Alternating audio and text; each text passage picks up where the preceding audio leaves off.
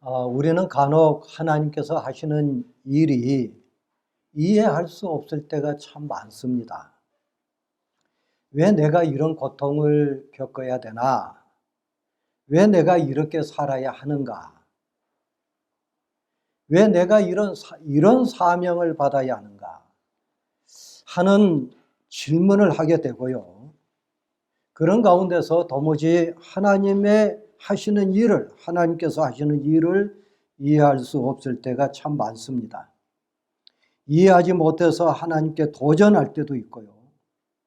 또 어떤 사람들은 하나님의 뜻을 이해하지 못해서 하나님을 영원히 떠나버린 사람도 있습니다.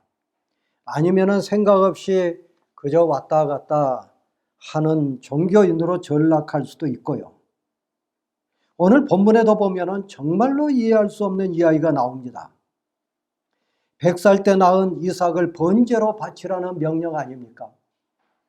여러분이 아시다시피 번제라고 하는 건 각을 떠서 불에 태워 하나님께 바친다는 얘기인데, 어떻게 100살 때 낳은 자식이 아니라 하더라도 내 자식이 아니라 하더라도 어떻게 어린 사람을 하나님께 번제로 바칠 수가 있겠습니까? 물론 1절에 보면 하나님께서 아브라함을 시험하시려고 하셨다는 말씀이 있습니다만은, 이 말씀은 성경 기자의 코멘트고요. 이 명령을 직접 받았던 아브라함 입장에서 본다면 하나님의 명령을 어떻게 이해할 수 있었는가 하는 질문을 하지 않을 수가 없습니다. 그럼에도 불구하고 아브라함은 어쩌자고 이삭을 번제로 드리기 위해서 이삭을 데리고 모리아 산까지 갔는가 하는 질문을 하지 않을 수가 없지요. 물론 11절 이하를 보면은 이 이야기의 결말이 나옵니다. 이 이야기의 결말은 해피엔딩으로 끝나지만은 분명한 것은 아브라함이 하나님의 명령을 이해했기 때문에 이삭을 번제로 드리려 했던 것인가 하는 겁니다. 아마도 이해하지 못했을 거라고 그렇게 생각을 합니다. 하여튼 오늘 본문을 찬찬히 좀 살펴보면서 이 이야기 마지막 끝까지 말씀을 할 수 없는 일을 지시하신 하나님을 우리가 어떻게 섬겨야 하는지, 이해할 수 없는 하나님을 우리가 어떻게 믿어야 되는지 하는 것들을 깨닫게 되리라고 믿습니다. 지금부터 3800년 전에 일어난 아브라함의 사건 속으로 들어가 보겠습니다. 하나님께서 갈대아 우르에서 아브라함을 부르셨습니다. 갈대아 우르는 지금 이라크 남부지방을 가리킵니다. 하나님께서 아브라함을 갈대아 우르에서 하란을 끌어내십니다. 하란은 지금 터키 동부 지역에 속한 지역입니다. 여기서 다시 하나님은 아브라함을 가나안 땅으로 인도하십니다. 그리고 하나님께서 아브라함에게 약속하십니다. 내가 이 땅을 내 자손에게 주리라. 그때 아브라함의 나이가 70세였다고 알려져 있습니다. 그렇게 약속하셨지만은 아브라함과 그의 아내 사라에게는 자식이 없었습니다. 그럼에도 불구하고 하나님께서는 아브라함에게 내가 내 자손이 땅에 티끌 같게 하리라고 또 한 번 약속하십니다. 엄청난 약속입니다. 그렇지만은 이해할 수 없는 약속입니다. 아무리 기다려도 후사가 있을 턱이 없고 이제 70이 넘은 노인인데 어떻게 자식을 낳을 수가 있으며 그 자식이 하늘의 별과 같이 많고 땅의 티끌과 같이 많아질 수 있겠는가? 아브라함은 더 이상 기다릴 수가 없었습니다. 사라의 나이도 임신한 나이가 훨씬 지났습니다. 더 이상 후사를 바란다는 것은 허망한 일이었습니다. 그의 생각에 그 당시 풍습대로 양자를 약속하신 것이라는 생각도 들었습니다. 자신의 집에서 오랫동안 한 식구처럼 살아온 자기의 종을 양자로 일 수도 있는데 아마도 하나님의 약속은 그 약속이지 않겠는가? 그 양자를 통한 자식을 약속하신다는 말씀이 아니겠는가 하는 생각까지 했었을 수 있습니다. 그러나 하나님께서 아브라함에게 하신 말씀은 종은 후사가 될 수 없다. 하늘을 우러러 무뼈를 셀 수 있나 보라. 내 자손이 이와 같으리라고 약속하셨습니다. 종의 자식은 후사가 될 수가 없고 너의 몸에서 난 자식이라야만이, 사라가 낳은 자식이라야만이 후사가 된다고 하는 하나님의 엄청난 약속입니다. 아브라함은 하나님의 약속을 의심할 수는 없었지만 이해할 수도 없었습니다. 이해할 수 없는 하나님의 약속을 사라가 이해하도록 도와줬습니다.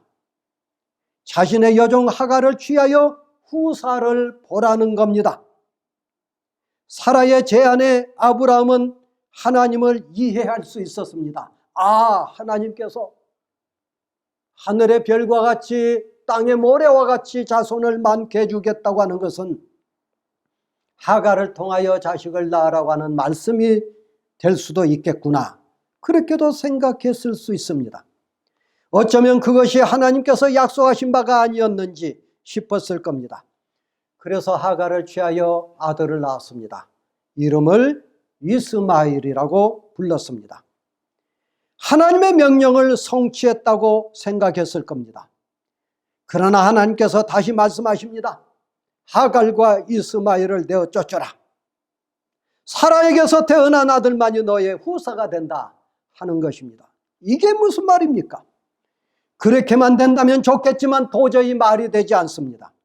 그럴 수도 없는 노릇입니다. 자신의 나이가 100세가 됐습니다. 사라의 나이가 90세가 됐습니다. 노인네도 아주 상노인네요.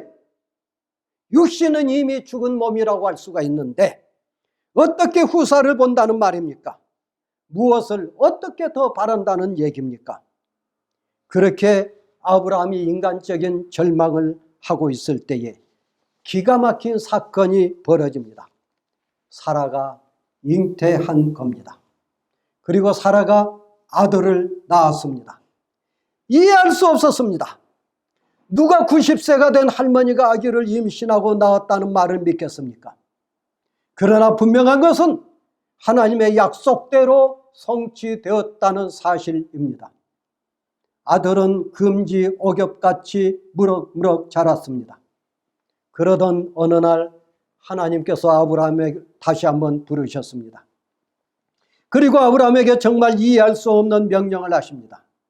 내 아들, 내 사랑하는 독자 이삭을 데리고 모리아 땅으로 가서 내가 내게 일러준 한 산 거기서 그를 번제로 드리라. 여러분, 이해할 수 있습니까? 이해할 수도 없고 이해하고 싶지도 않는 명령입니다. 이 구절을 잘 살펴보십시오. 세 가지 수사적 표현이 나옵니다. 내 아들, 내 사랑하는 자, 독자 이삭이라고 하는 세 번에 걸쳐서 같은 말을 반복하는 점층법적인 표현을 하고 있습니다. 먼저는 내 아들입니다. 하나님께서 주신 아브라함의 아들이라는 거죠. 두 번째는 내 사랑하는 자입니다. 아브라함이 얼마나 사랑했겠습니까? 100살 때 낳은 자식이니 그야말로 기가 막히게 사랑했을 겁니다. 마지막에는 독자 이삭입니다. 오랫동안 기다렸다가 얻은 약속의 자식, 언약의 자식이라는 거죠. 이런 아들이 또 어디 있겠습니까? 자식이 열이라도 부모에게는 똑같은 자식이요. 자식이 열이라도 부모에게는 똑같은 자식이요. 안 아프지 않는 손가락이 없듯이 똑같은 아들입니다.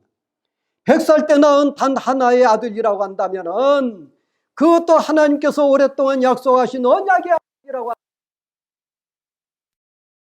문제요, 다른 문제가 아니겠습니까? 그런 아들을 데리고 모리아 땅으로 갑니다. 산에 올라서 번제로 바치라는 겁니다. 모리아 산은 나중에 예루살렘 성전이 세워질 바로 그 성전산을 가리킵니다. 그 산에서 이삭을 인신제물로 바치라는 말입니다. 세상에 이런 청천벽력과 같은 요구가 또 어디 있겠습니까? 인신제물로 받으시기 위해서 이삭을 그토록 약속하시고 100살 때 낳으라고 하셨다는 말입니까? 여러분은 하나님이 너무 잔인하다고 생각하지 않으십니까? 이쯤 되면은 여호와 하나님은 은혜롭고 자비롭고 노하기를 더디하신다는 이 하나님은 결코 아닙니다. 잔인하기 그지없는 이방의 신들이나 다를 바가 없다는 거죠. 하나님은 인격적인 하나님이 아니십니다. 감정이 없으십니다. 하나님은 사랑이란 감정은 눈꼽만큼도 없는 몰인정하기 그지없는 신이 아니겠습니까? 그야말로 이해할 수 없는 일입니다. 성서적 하나님과는 전혀 상반되고 배치되는 하나님의 명령이라는 것입니다. 문제는 아브라함입니다. 아브라함은 군소리가 없습니다. 이해할 수 없는 하나님의 명령에 마치 로봇처럼 원망이나 불평 같은 감정을 보이지 않습니다. 적어도 본문에서는 그렇게 보여지고 있습니다. 아브라함도 사람인지라 이해할 수 없는 하나님의 명령을 향하여 분노하거나 좌절할 수도 있으련만은 적어도 본문에서는 아브라함이 감정을 전혀 노출하고 있지 않습니다. 인간적으로 본다면 아브라함은 밤새도록 잠을 못 이루고 심각한 내적인 좌절과 갈등을 겪었을지 모릅니다. 여기서 우리가 한 가지 질문을 하게 됩니다.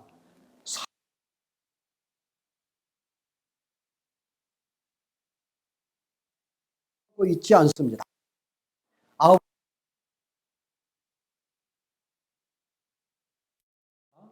아니면 전달하지 않았을까? 본문에서는 가르쳐주고 있지 않습니다. 그런데 공교롭게도 23장 1절 이하에 보면은 갑자기 사라가 죽습니다. 그래서 어쩌면 하나님의 명령을 아브라함으로부터 전해 듣고 사라가 시름시름 누워있다가 세상을 떠났지 않았는가 하는 짐작도 하게 됩니다. 하여튼 본문에서 사라는 끼어들지 않습니다. 아브라함은 아랑곳하지 않고 잠자리에서 일찍 일어났습니다. 마치 장 보러 가는 사람처럼 아무 일 없다는 듯이 일어나서 나귀의 안장을 지었습니다. 번제에 쓸 나무를 쪼개어서 나귀에게 실었습니다. 종 둘을 챙겼습니다. 그리고 이삭까지 챙겼습니다. 길을 같이 가자는 것이지요. 아브라함이 귀가하고 있던 브엘세바에서 모리아산까지는 거의 80km 정도 됩니다. 상당히 먼 거리입니다. 3일 길을 걸어야 갈 수 있는 길입니다. 아브라함은 터벅터벅 걸었을 겁니다. 무슨 생각에 잠겼을까요? 아무리 생각해도 유쾌한 여행은 아닙니다. 불쾌하다는 말도 사치했을 겁니다. 원망스러운 여행이라는 말도 사치가 아닐까 싶습니다. 아마도 죽지 않아서 걸어가는 발걸음이 100살 때 낳은 아들을 번제로 드리기 위해서 걸어가는 걸음 아니겠습니까? 차라리 내가 도살장으로 끌려가서 죽임을 당한다고 한다면 1000만 번 감사할 수 있겠지만 100살 때 낳은 자식을 어쩌자고 번제로 내 손으로 드리라는 얘기인가? 아브라함이 귀가하고 있던 이 브엘세바에서 모리아산까지 걸어가면서 수많은 상념에 사로잡혔을 겁니다. 어느덧 모리아산 인근에 당도했습니다. 산자락이 보였습니다. 하나님께서 지정하신 곳이었습니다. 아브라함이 그것을 바라봅니다. 그리고 종들에게 부탁합니다. 너희는 나귀와 함께 여기서 기다리라. 내가 아이와 함께 저기 가서 예배하고 우리가 너희에게로 돌아오리라. 여기서 우리라고 하는 말을 아브라함이 사용하고 있습니다. 우리가 너희에게 돌아오리라. 우리는 누구를 가리킬까요? 아브라함 자신과 이삭을 가리킵니다. 아니 그렇다면 아브라함이 이삭을 다시 데리고 돌아올 줄로 믿고 있었다는 얘기인가? 그렇죠? 아니면 종들을 안심시키기 위해서 우리가 돌아오겠다고 말을 했다는 얘기인가? 본문을 통해서는 알 수가 없습니다. 그러나 신약성경 히브리서 11장 18절로 19절을 보면은 이삭이 죽임을 당하지만은 다시 살아나리라는 것을 아브라함이 믿었다고 히브리서 기자는 말씀해주고 있습니다. 하여튼 우리가 돌아오겠다는 이 말은 결과적으로 예언이 되고 말았습니다. 아버지와 아들 두 사람이 모리아 산으로 올라갔습니다. 이삭이 침묵을 깨뜨립니다. 아버지요, 불과 나무는 있거니와 번제할 어린 양은 어디 있나이까? 참 아버지의 아픈 부분을 찌른 말입니다. 전곡을 찔러버렸습니다. 얼마나 아버지가 당황했을까요? 아버지는 아들에게 속마음을 들킨 것처럼 당황했을 겁니다. 하지만 얼굴 표정도 바꾸지 않고 얼렁뚱땅 둘러댑니다. 내 아들아, 번제할 어린 양은 하나님이 자기를 위하여 친히 준비하시리라. 여기 보십시오. 하나님이 준비하신다는 이 말은 분명히 이삭을 안심시키기 위해서 한 말임에도 불구하고 이 말은 결과적으로 예언이 되고 말았습니다. 마침내 아브라함이 하나님께서 일러주신 것으로 올랐습니다. 유대 전승에 의하면 이때 하나님께서 햇빛에 영롱이 반사되는 뭉게 구름덩어리를 모리아산에 머물게 하셨다는 전승이 유대 전승에 전해져 오고 있습니다. 그곳에 제단을 쌓았습니다. 그의 번제를 태울 나무를 올려놓았습니다. 이삭을 붙잡았습니다. 결박했습니다. 제단 위에 올려놓았습니다. 이해할 수 없습니다. 아브라함은 100살이 넘은 노인입니다. 100살 때 나왔고 이때 이삭의 나이가 17 정도 됐다고 한다면 아브라함의 나이는 117살이 됐습니다. 그렇다고 한다면 아들 이삭이 얼마든지 아버지가 미쳤나 하고서는 아버지를 붙잡을 수도 있을 텐데 이삭은 잠잠하게 순응합니다. 어린 양처럼 저항하지 않습니다. 적어도 본문에서는 그렇다는 겁니다. 순순히 제단 위에 결박되어 누워있는 이삭을 향하여 아브라함이 칼을 떼어 찌르려고 하는 찰나였습니다. 주의 사자가 나타났습니다. 아브라함을 다급하게 불렀습니다. 아브라함! 아브라함! 그 아이에게 내 손을 대지 말라. 손을 대지 말라는 이 말은 아무 일도 하지 말라는 얘기입니다. 하나님께서 아브라함의 믿음과 순종을 인정하셨다는 말이겠지요. 아까도 봤습니다마는 1절에서 창세기 기자는 아브라함에 대한 시험이라고 코멘트를 했습니다마는 시험이 끝났다는 얘기가 될 겁니다. 하나님은 아브라함에게 이해할 수 없는 하나님께 대하여 절대 순종밖에 없다는 것을 하나님께서 확인하는 순간 더 이상 시험이 필요하지 않았을 겁니다. 그 아이에게 손을 대지 말라. 그에게 아무 일도 하지 말라. 내가 내 아들 내 독자까지도 내게 아끼지 아니하였으니 내가 이제야 내 하나님을 경외하는 줄을 아노라. 이제야 내가 하나님을 경외하는 줄을 아노라. 이 말씀을 꼬투리 잡아서 전능하신 하나님께서 왜 이제야 할 수 있느냐고 따질 필요는 없습니다. 본문 성경은 하나님을 의인법으로 묘사하고 있기 때문에 그렇습니다. 하나님께서 아무튼 내가 하나님을 경외하는 줄을 잊지 않았노라고 말씀하십니다. 그러자 아브라함이 정신이 들었습니다. 아마도 이제까지는 제정신이 아니었을 겁니다. 하나님의 명령을 받은 순간부터 모리아 산에 올라가서 칼을 빼어 이삭의 목을 치려고 하는 순간까지는 아브라함이 제정신이 아니었을 겁니다. 정신이 들었습니다. 내가 하나님을 경외하는 줄을 이제 알았노라고 하신 주의 말씀을 듣고 이제 정신이 번쩍 들어서 눈을 들어본 즉 순양 한 마리가 숯불에 걸려 어도 가도 못한 것을 보게 되었다 하는 겁니다. 그래서 아브라함은 얼른 가서 그 순양을 잡아다가 아들을 대신하여 번제로 드렸습니다. 그 땅 이름을 여호와 이레라 불렀다 하는 말씀입니다. 여호와 이레라고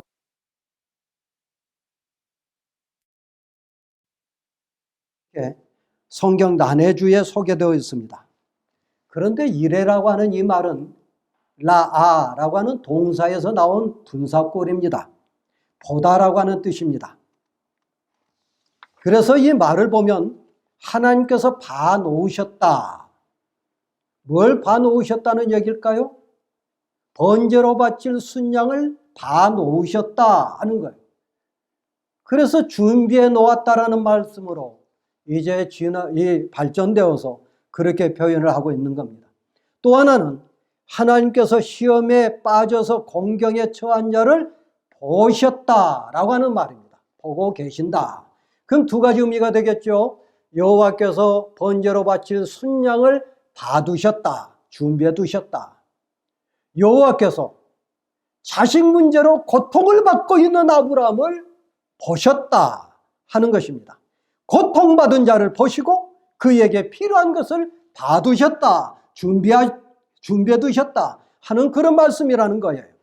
그래서 고통받은 자를 위해서 준비하신 하나님, 고통받은 자를 눈여겨보셨다가 고통받은 자에게 필요한 것들을 봐두신 하나님, 준비하신 하나님이시라고 하는 것을 본문을 통해서 우리가 이해할 수가 있습니다. 참 안타까운 이야기를 하나 하겠습니다. 천안살림교회 담임 목사님인 최형욱 목사님의 글에 나온 이야기인데요. 논문에 나온 이야기인데요. 자기하고 신학교 동기였던 김흥겸 전도사에 관한 이야기입니다. 실제로 이 이야기는 그때 당시 굉장히 신학계에 유명한 이야기가 되고 말았습니다. 김흥겸은 1961년 북아현동에, 여기에서 가까운 북아현동에서 태어났습니다. 아버지는 충북대학교 불문과 교수였고요. 어머니는 교사였습니다. 1981년에 연세대학교 신과대학에 입학합니다. 20살 때죠. 이 친구가 1983년 23살 때입니다. 신과대학 3학년 때입니다. 연세대학교 신과대학 채플 시간 때 대표 기도를 했습니다. 지금은 학생들이 많아서 대표 기도를 한 예가 없는데 저희들이 신학교 다닐 때만 해도 3학년, 4학년 되면은 한두 번은 반드시 채플을 설교를 했었던 기억이 납니다.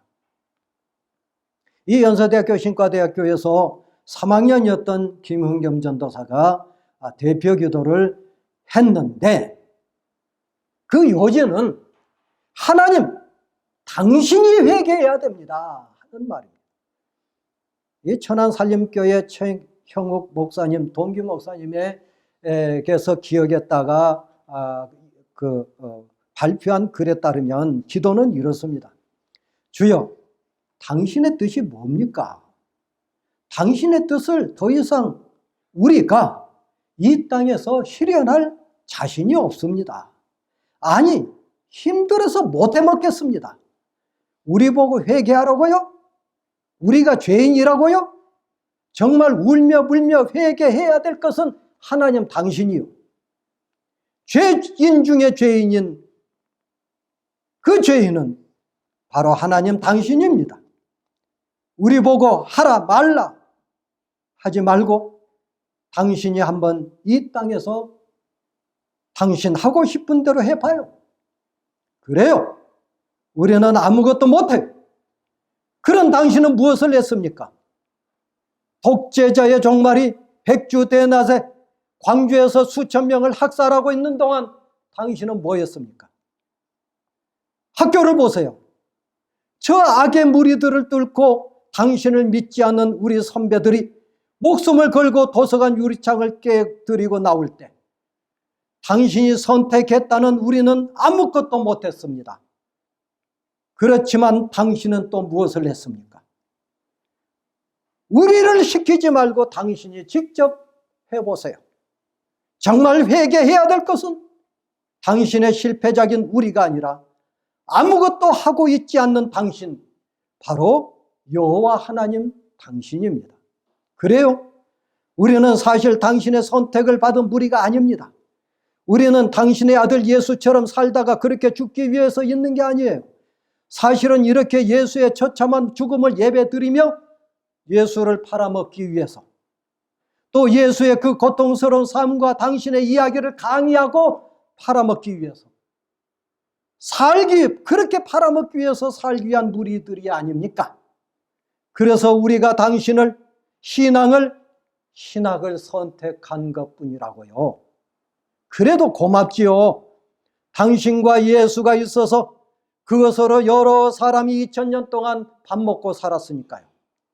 불쌍한 하나님, 우리 같은 것을 앞세워서 하나님 나라를 만들겠다는 하나님, 당신이 그래도 저를 사랑한다면 이 길을 가다가 변절하기 직전에 죽여주소서. 당신에게 간구하는 당신의 사람은 이 길을 가다 지쳐 쓰러져 돌아서려 할 때 그 직전에 죽여주는 잔인한 축복을 허락하소서. 그렇게 사랑하셔서 당신이 죽인 예수 그리스도의 이름으로 기도드립니다. 충격적인 기도가 아닐 수 없습니다. 이 기도를 드린 후에 아멘한 사람이 거의 없었다고 그럽니다. 이 사건이 있고 난 이후에 연세대학교 치과대학 채플에서는 3학년 학생이 기도 맡은 일은 사라졌고 그 가운데서 착한 학생들만 몇 사람 선발해가지고 기도하도록 했다는 말이 전해지고 있습니다. 사실 김은겸 전도사의 기도는 기도라기보다 가혹하고 잔인한 시대의 항변이었습니다.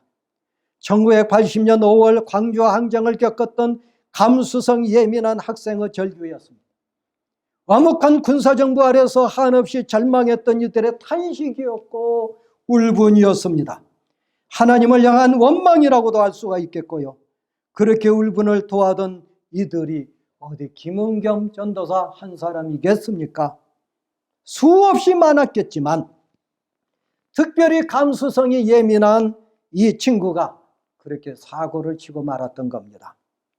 그 기도 탓이었을까요? 한 10년 남짓 후에 김은겸 전도사는 위암으로 세상을 떠납니다. 자기를 죽여달라고 하는 그 말대로 세상을 떠나게 돼서 어떤 사람들은 하나님께 대하여 엄한 불손하고 불경스러운 짓을 했으니 천벌을 받아 요절한 것이라고 말을 하는 이들도 있습니다. 저는 그렇게 보고 싶지 않습니다. 오히려 김은겸이라고 하는 학생의 좌절과 절망과 아픔을 누구보다도 하나님께서 잘 이해하시고 아파하지 않으셨을까 싶습니다. 그렇지만 그렇다고 하더라도 아니 그럼에도 불구하고 예수를 믿는 사람이든 믿지 않는 사람이든 할 말이 있고 해서는 안 될 말이 있습니다. 말이라고 해서 함부로 하는 것이 아니라는 겁니다. 세상이 아무리 원통하고 원망스럽다 하더라도 사람이 어찌 하나님을 이해할 수 있겠습니까? 바둑 초보자가 바둑 구단의 고수를 어떻게 이해한다는 말입니까? 인간은 피조물이요 거기다가 죄인입니다. 어찌 창조주이시며 거룩하신 하나님을 이해할 수 있겠습니까? 하나님은 이해의 대상이 아니올시다. 하나님은 믿음의 대상입니다. 김은겸 전도사는 하나님을 믿으려 하지 않고 하나님을 이해하려고 했습니다. 이해할 수 없어서 하나님을 향하여 저주스러운 기도를 말았던 것이죠. 말씀을 마치겠습니다. 여러분, 성경은 이해할 수 없는 하나님을 말합니다. 여러분 생각해 보십시오. 창세기부터 요한계시록까지 어디 이해할 만한 것이 어디 있습니까? 빛이 있으라 하시며 빛이 있었다. 어떻게 그걸 이해합니까?